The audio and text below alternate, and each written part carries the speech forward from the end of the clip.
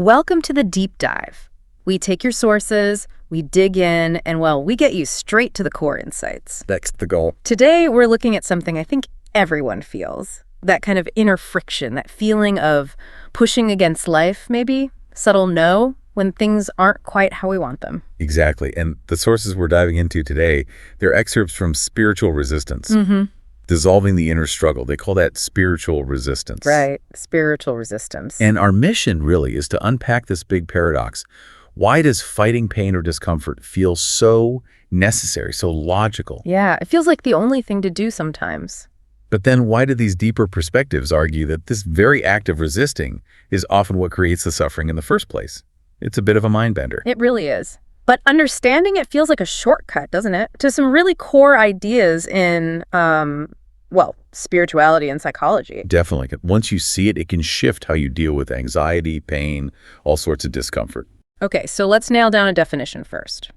When the sources talk about resistance, what exactly are we talking about? What does it look like? Well, in this context, resistance is basically that mental and emotional pushback, aversion. It's that inner voice or feeling saying, nope, I don't want this. And it shows up in lots of ways, not just big dramatic denial, but, that subtle tensing in your shoulders. Oh, yeah, I know that one. Or feeling restless when you try to sit still, maybe. Yeah. Or your mind just constantly racing, trying to figure out how to escape the present moment. Planning the exit strategy. Exactly. It's that clinging to control, rejecting what is. Okay. So our sources lean on a couple of major traditions to explain this. Let's start with the Buddhist perspective. How do they frame this aversion, this resistance? Right. In Buddhism, resistance is seen as aversion, which is a pretty big deal. Yeah. It's listed as one of the 3 poisons, along with greed and ignorance, that fuel suffering. 3 poisons. All right. Okay. Yeah. So aversion is basically the mind's habit of trying to push away anything it finds unpleasant. Resistance is sort of a strategy born from that habit. A protective strategy, the sources say. Like we learned it helps somehow. Exactly. We learned somewhere, maybe way back, that pushing against pain might keep us safe. It becomes automatic. But there's a catch, right? A kind of spiral. A huge catch. This is key. Let's say you feel sadness. Then your mind kicks in with resistance. I hate feeling sad, push it away. Now you don't just have sadness. You've got the fight against the sadness, too. Precisely. You've layered struggle on top of the original feeling. You're basically multiplying the suffering by resisting the resistance itself. It's exhausting. Okay, so if the mind just does this automatically and fighting the resistance makes it worse, what's the first step? What does mindfulness practice suggest? The first step is just observation. Simple, but not easy. Notice it without judgment. Just see it happening. Yeah. When resistance pops up, and it will try to look past the story your mind is telling you, this is awful, I can't stand this. And instead, notice the raw physical qualities. What does it feel like? Is it tightness? Heat? A jittery feeling in your stomach? Focusing on the pure sensation. Exactly. Seeing them as just passing physical events helps untangle your awareness from that automatic bad label. It takes the charge out of it. Okay, that handles the aversion side. But you mentioned another perspective, the non-dual one, which goes deeper, questioning resistance itself. Yeah, the non-dual perspective offers a really radical shift. If the Buddhist approach helps us watch resistance, the non-dual view asks us to see through it altogether, to question if it's even real in the way we think it is. See through it? How so? Like it's an illusion? Kind of. Think of resistance like trying to fight your own shadow. You can swing at it all day, but the shadow itself has no substance. Right. It's just caused by light and an object. Exactly. Non-dualism suggests the struggle, the feeling of resistance, is like that shadow. It only seems solid because of the effort we put into fighting it. Without the fight, is there really a thing called resistance there? Whoa. Okay, that leads straight into the core paradox you mentioned. Resistance thinks it's protecting us from pain. But it's actually manufacturing the pain, or at least the suffering around the pain. How does that work? Can you give an example? Sure. Imagine just a neutral sensation, like a vibration or pressure in your chest. On its own, it's just energy. Okay. It only becomes fear or anxiety when the mind jumps in and says, uh-oh, this is bad, I shouldn't feel this, get rid of it. That interpretation, that pushback, is the resistance. So the resistance names the sensation and makes it into a problem. Precisely. Without that mental move, the sensation might just be a temporary blip. Resistance essentially gives birth to the very monsters it claims to be fighting. It's the ultimate unintentional self-sabotage. Okay, but here's the sticking point for me, and probably for a lot of people listening. If it's just a shadow or created by the mind, why does it feel so incredibly real? So overwhelming, like when you're meditating and just have to move. Yeah, that's the million-dollar question, isn't it? And the answer really lies in conditioning. Deep, deep conditioning. No, conditioning. How so? Well, the physical sensations are real. The muscle tension, the faster heartbeat, maybe feeling hot. Those are definitely happening in the body. Right. But the meaning we attach to them, the danger label, that's learned.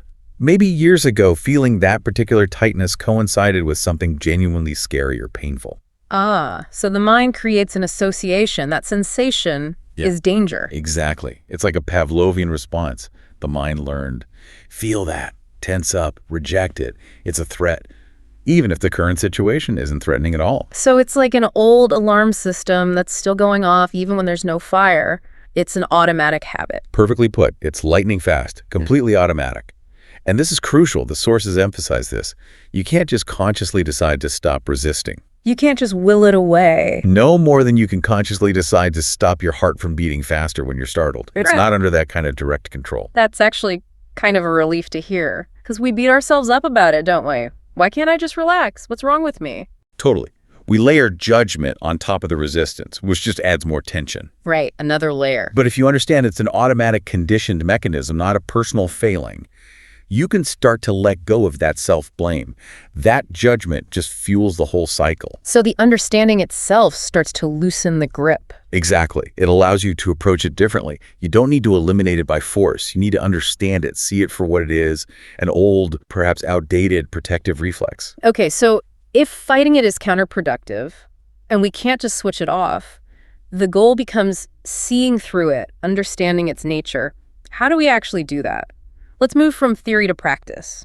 What are some gentle ways in? Yeah, the approaches in the material are all about shifting your relationship to the resistance, meeting it with curiosity and space, rather than more fighting. Okay, where's the starting point? That feeling arises tension, restlessness. What's the very first thing? Step one is simple recognition and naming.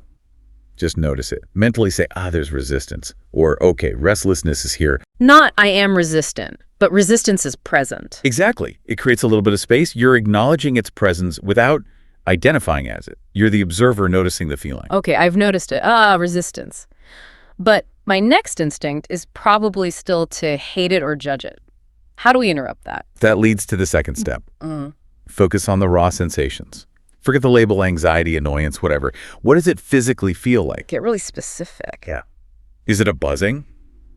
A tightness in the jaw? Heat in the face? Just describe the raw data, the pure physical energy, without the story attached. So you're kind of defining it neutrally, starving that negative label it thrives on. That's a great way to put it, starving the label. And then building on that comes step 3, permission and allowing. Okay, this sounds tricky. Allowing something unpleasant. It does sound counterintuitive. But if resistance is fundamentally saying, no, this shouldn't be here, the antidote is a gentle inner stance of, it's okay for this feeling, this resistance, to be here right now. You're dropping the internal war. Exactly. You're not saying you like it, just that you're allowing it to exist without struggle. And paradoxically, when you give it that space, it often loses its intensity. It can start to soften all on its own. Because you took the fuel away the fight. Right. And while you're allowing it space, you can bring in step 4. Consciously note the paradox. Revisiting that core insight we talked about. Remind yourself in that moment, wait a second, this very effort I'm making to push this away, this is actually creating the bulk of my suffering right now. Seeing the self-defeating loop in real time. Yeah. When you see how the resistance mechanism is actually counterproductive in that moment, its logic starts to crumble. Yeah. It weakens its own foundation. Why keep pushing if the pushing is the problem? Makes sense. Okay, so recognition, raw sensations, allowing, noting the paradox. What's the 5th approach? The 5th is about shifting your identification. Rest in the space of awareness. Okay, ban on that. View the resistance, the thoughts, the feelings, the sensations like clouds passing through the vast sky of your awareness. You're the sky, not the cloud. Precisely. You are the space in which the resistance is happening, not the resistance itself. Recognizing your fundamental nature as this open, allowing awareness naturally dissolves the feeling of being caught in the struggle. It puts it in perspective. Those 5 steps provide a great toolkit. But let's make this even more concrete.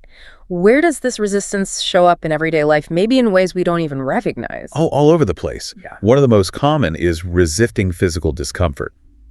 Think about having a simple headache. Okay. The actual physical sensation might be, say, a 3 out of 10 on the Bain scale, but then the mind adds, ugh, I hate this, I can't focus. When will it stop?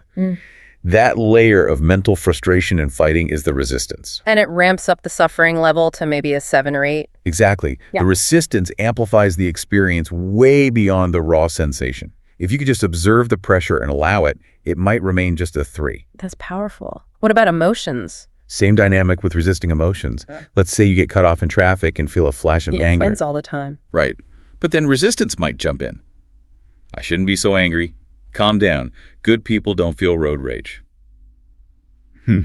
That effort to suppress or judge the anger just makes you feel worse. It kind of locks it in place. It does. You get tense, you replay it. Whereas if you just acknowledged, okay, anger is here, and felt the heat or energy of it without fighting, it would likely pass much quicker. Emotions are like waves. They rise and fall if you let them. Resistance tries to build a dam. Makes sense. Another big one you mentioned is resisting change. Huge. Life is change, but we often fight it tooth and nail. Resisting getting older, resisting when a job changes or when a relationship ends or shifts form. Clinging to how things were. Yes.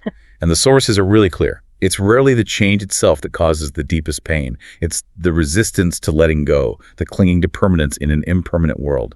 That's where the anguish comes from. And what about stillness? You mentioned resistance even to silence. Oh, absolutely. Especially if you try meditation or just being quiet, resisting silence and stillness. The mind goes crazy. It does.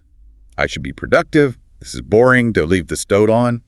That inner restlessness, that barrage of thoughts, is often resistance to simply being. Resistance to the perceived void or lack of stimulation. So the practice there is to observe the restlessness itself. Exactly. See the fidgety energy. Notice the doing thoughts as just more clouds passing. Allow the restlessness without judgment, and often a deeper stillness can emerge behind it. Silence stops feeling threatening. It seems like all these examples boil down to one core thing, resisting what is. That's the heart of it. The fundamental refusal to accept the reality of this moment, whether it's an internal feeling or an external situation. The traffic jam is happening, the sadness is present, this sensation is here. Yes. And the moment you can gently rest in the recognition that what is already is, it's not a debate, it's just reality. The fight drops away. There's nothing to push against anymore. That simple, radical acceptance is where peace starts to become possible, even amidst difficulty. #outro. This has been such a clarifying deep dive. So just to pull it all together, resistance is framed either as this conditioned habit of aversion, pushing away the unpleasant, That's the Buddhist lens, yeah. or more radically, as this kind of conceptual overlay, a label the mind puts on neutral sensations, which then creates the struggle. Right, the non-dual perspective suggesting it doesn't have inherent reality apart from our belief in it. And the goal isn't necessarily to obliterate resistance forever, because maybe that's not even possible given our conditioning. Probably not. The goal is more about clarity, developing the wisdom to recognize resistance when it arises, to see its empty, almost mechanical nature, and crucially, to stop identifying with it. To stop believing you are the resistance. Exactly. When that identification drops, the suffering tied to it tends to dissolve, because the illusion that resistance was this solid, necessary enemy fades away. So here's something for you to chew on this week, a final thought to take with you. If resistance really is just the mind's automatic, maybe slightly outdated attempt to protect you from discomfort, whether that's pain, fear, boredom, change, what happens when you start to suspect that the real danger wasn't the original feeling itself, but the exhausting effort of constantly trying to run away from it? What shifts when you gently turn towards the resistance instead of fueling the fight? Something to explore. We'll catch you on the next deep dive.